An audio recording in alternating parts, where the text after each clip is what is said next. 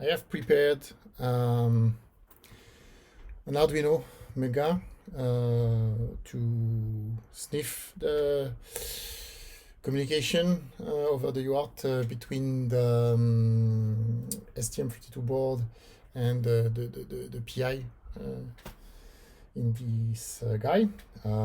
So I bought another one just in case I'm making mistakes, but it's also helping me to investigate if I want.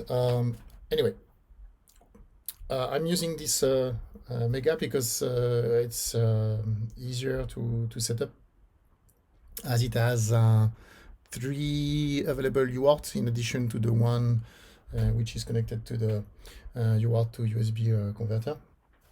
So with that, I can easily sniff 2 ports at once. And right, so if we put that here, okay.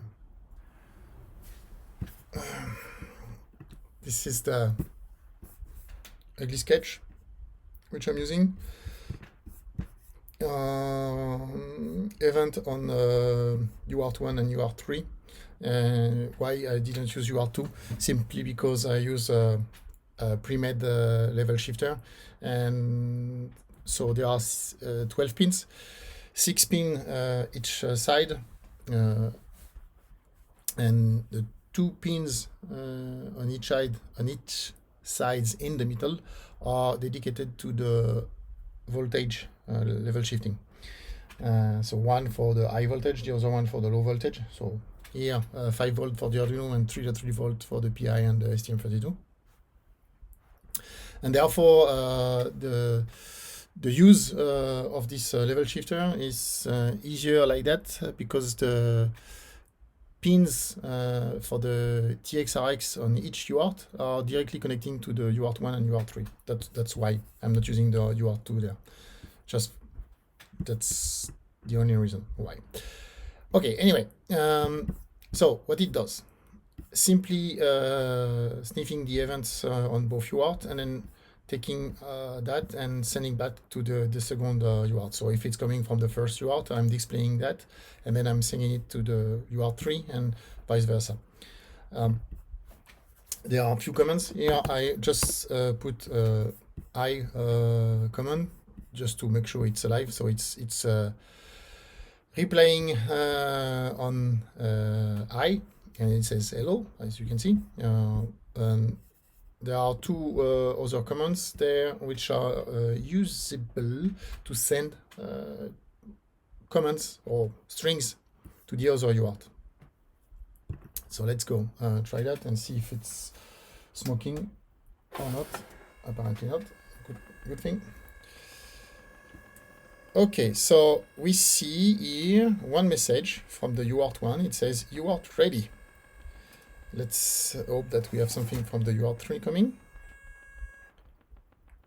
Apparently not. Ah, yes, it's sending. Okay, so good. Now we have the exchange between the UART1 and UART3, which are corresponding to this PI to STM32 exchange. So the UART3 is actually the PI itself, and the UART1 is the STM32. And you can see the UART3 is asking for a GIN, general information, get information. I have no idea what GIN stands for, but anyway. And the STM32 is replying with status, so the battery level, and different things like is the light saber out or not, is the arm open, or arms, because normally there are 2 of them. Status for the projector, the LCD small, LCD large or long, I don't know what's the L for. Mod, and I'm not too sure why there are 2 times mod appearing there, but anyway. Charging status is 0 because I'm not charging. Error, no error. Okay, good. So considering that the UART1 is actually the STM32, we can inject commands there. So I have made this table. Please come here, which give me a few examples of commands, and we are going just to do a simple one like this one, which is changing the status of the LCD display.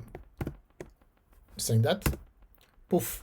So large LCD is open and the small one is open. They are both switched on now.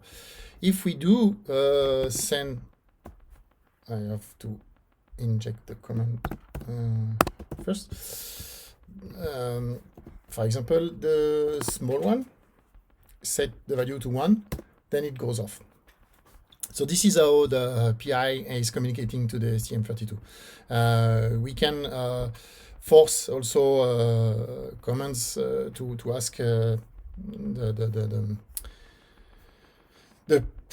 STM32 to respond to this same command that we have here. So 2 1. Okay, giving us the status again. We can bug it with that. Anyway, yeah, so there are these commands there which are available. And if I try, for example, to see our favorite Jedi. Okay, so, well, I'm very close to the wall, so it's not very easy to see, but anyway, we can see that the projector is doing something. The same is true for his sister. And then the last one we can do there on the projector is to switch it off by 0. It looks like the Android app is, when you ask for a projection of one of the two, it's doing that by selecting 1 or 2, and it's waiting for some time and then stopping it. And that's why you sometimes hear twice Leia asking for help, and Luke is only doing it once because it seems like the video is a bit longer for him. Anyway, yeah, so that's it. And then here I have no connection. I didn't connect the shell to the UART. We can try that quickly, but I have some doubt there that it's going to work, because sometimes it does not for some reason. But let's try that quickly. If it fails, no big deal.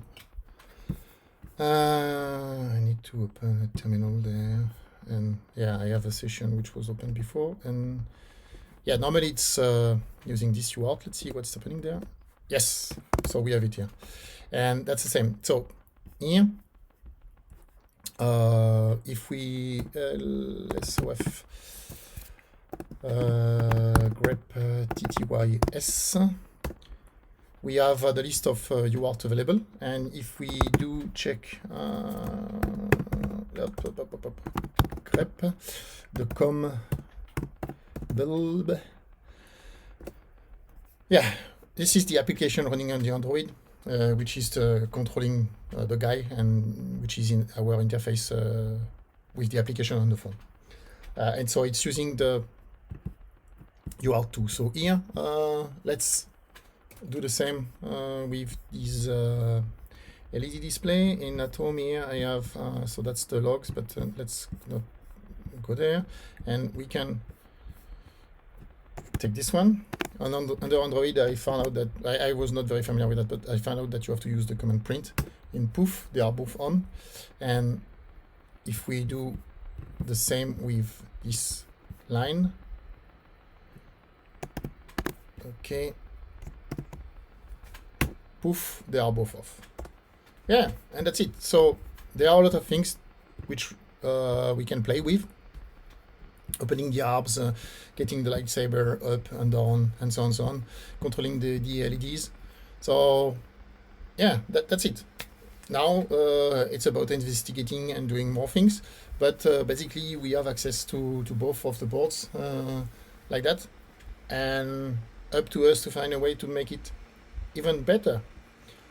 So I will put what I can as information somewhere. I don't know if I can attach that in YouTube comments or put that in Pastebin or whatever. But anyway, I'm going to put that somewhere accessible to anyone who wants to play with. And yeah, so very simple. If I can put more information, if some guys have ideas what to do, I'm welcoming anyone to give me ideas and to help me with going further with that. That's it. What else can I say? When you are in the shell of this Android, if you use a simple DD, you can extract the content. So I did do that actually. So I have a SD card with a copy of the Android system, and it's working. It boots then from it. No need for me to show you that. You can do it yourself. It's very simple. I mean, trust me, it works. Preparing SD card with this company, I don't know, I forgot the name of the company who is doing the Orange PI, but then yes, you can prepare with Debian, and then it's booting.